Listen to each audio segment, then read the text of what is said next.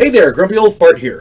For those of you who don't know, I started Grumpy Old Fart to express my political and social opinions and to say things that I felt needed to be said. Unfortunately, YouTube started giving me strikes. As a hedge against this happening, I've created backup YouTube channels, Grumpy Old Gamer and Grumpy Old Ufologist.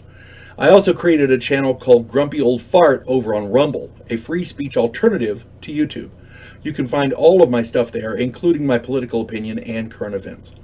The link to my Rumble channel, as well as links to let you order my books, are in the description of this video. If you enjoy my content, please like, subscribe, share, and comment. I welcome your comments, even if you disagree with me. Now, on with the video. Hey there, Grumpy Old Fart here. I'm doing a movie review of a funny movie called The Man with One Red Shoe. This movie came out in 1985. It is a comedy thriller. It's a funny spy movie. It's a spoof. The plot is an innocent violinist is picked randomly out of a crowd at an airport to be targeted for surveillance and pursuit as a patsy in a power struggle between rival groups in the CIA. Excuse me. I'm still fighting that cold, so bear with me. This is a Cold War era comedy that captures quite accurately the degree of suspicion, paranoia, and corruption that plagued the CIA in the 1980s. The sheer number of stories I've heard of rivalries within the CIA over power, prestige, and funding is astounding. The degree of subterfuge and the lengths these spooks would go to acquire their power and funding was almost beyond imagining. Remember, this was the era of Iran-Contra and the Keating Five. Corruption in our government was rampant and widespread. And it wasn't the corruption and the bottom dealing, for lack of a better word, was not indicative of that time period. It's just in that time period Reagan came to power and stuff started coming out. So it was all through the 70s that was happening. And it started coming to light in the 80s. And that's where you get your big scandals like Iran-Contra and the Keating Five. If you don't know what those are, go look them up. Excuse me, the cast here, we got Tom Hanks, Carrie Fisher, Garrett Graham, David Ogden Stiers, Lori Singer, Jim Belushi, Tom Noonan, Irving Metzman, Dabney Coleman, Charles Durning, Edward Herman, David L. Lander, and there's many others. These are some of the best comedic character actors on the planet. Many of them have passed, but you cannot discount them. Each one of these is comedic gold. Whenever I do a TV or a movie review, I try to do standouts. And the first two that come to mind, I'm gonna lump these two together. Charles Durning and Dabney Coleman. They play the respective rivals, the heads of the groups that are rival CIA groups. As rival CIA supervisors, these two make the movie.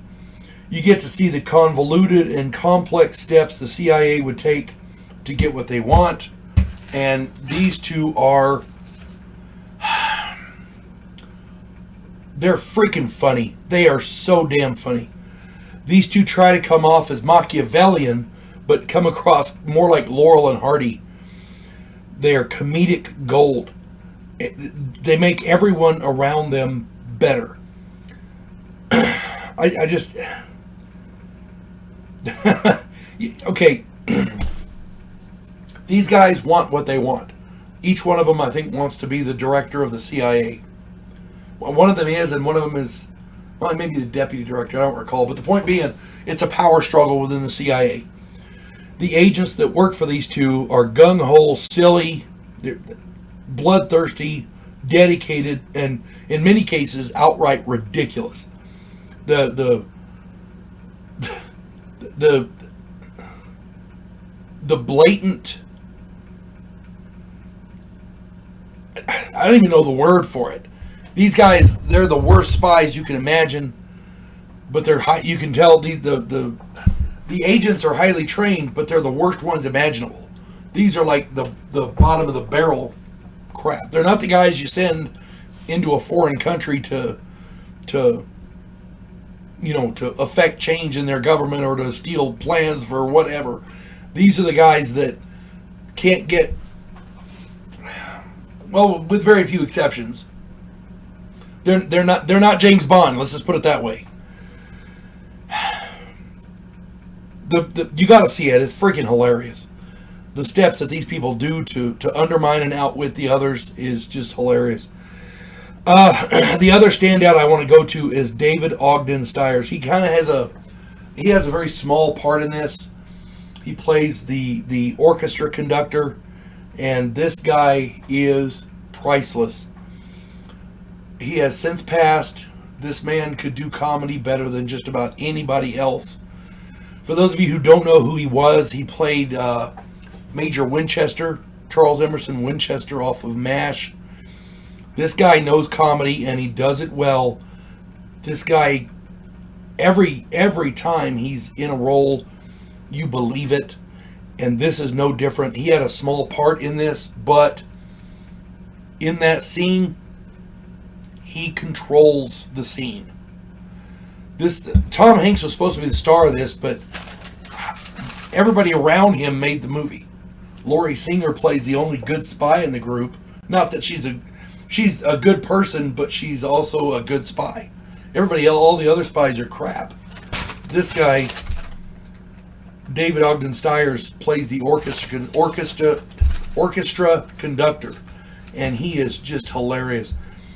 Carrie Fisher is in this along with her. Jim Belushi plays her husband, and their roles in this are freaking hilarious as well. But you gotta see this movie. I promise you.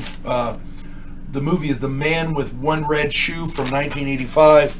It is absolutely funny. It is absolutely hilarious. I promise you, you will enjoy it. You folks have a good day. God bless one and all.